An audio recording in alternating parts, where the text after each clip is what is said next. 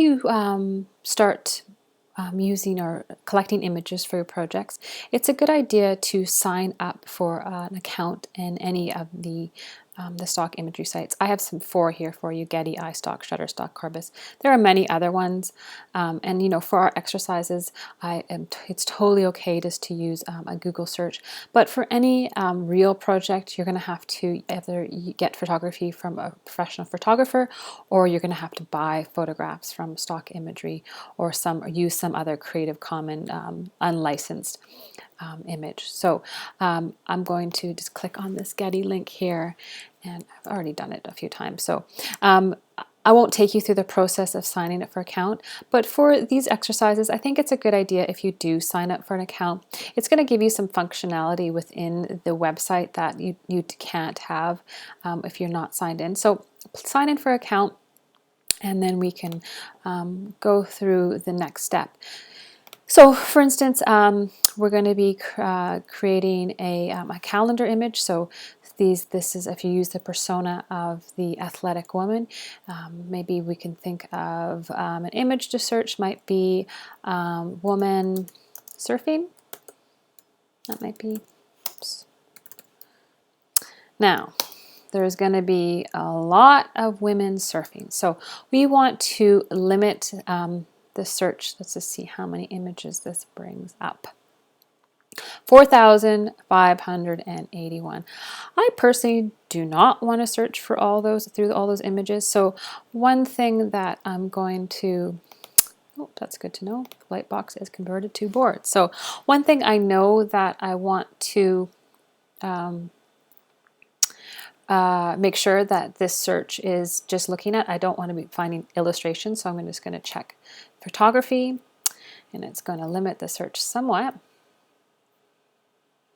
My computer is very slow these days, so got rid of a few hundred, not much.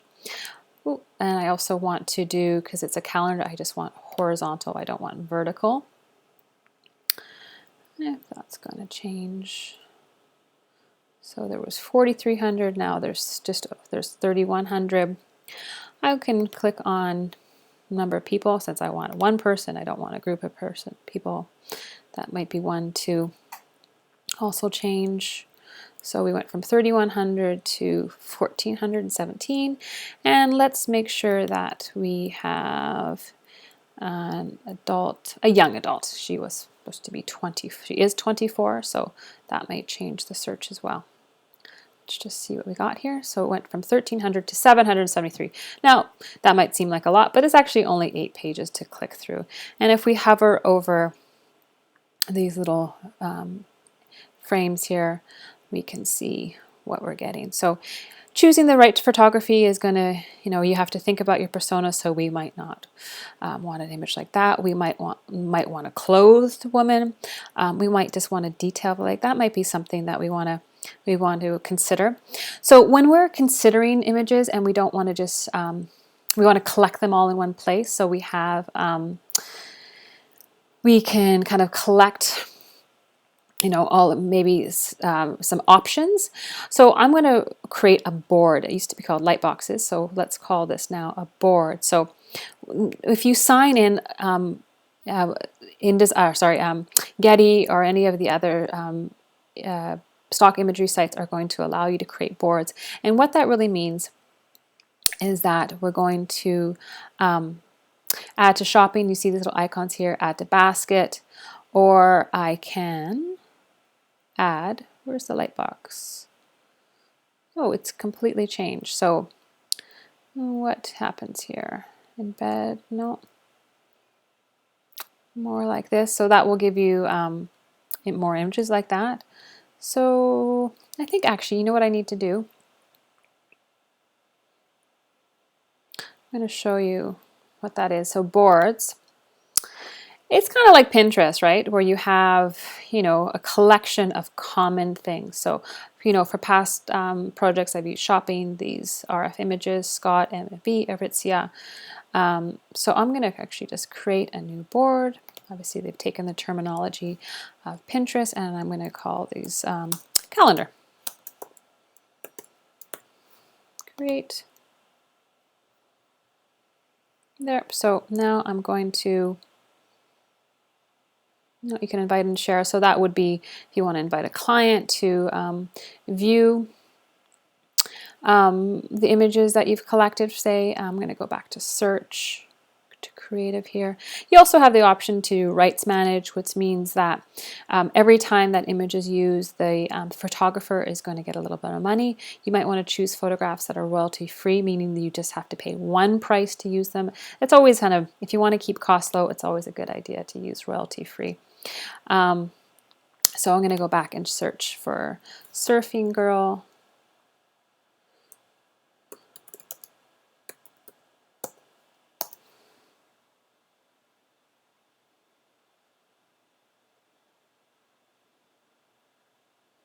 Close down these other windows. Hopefully that will speed things up a bit. Yeah, so royalty free. I want it to only be photography. Oops, photography.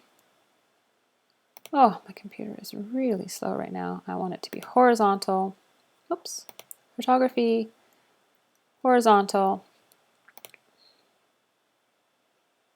One person.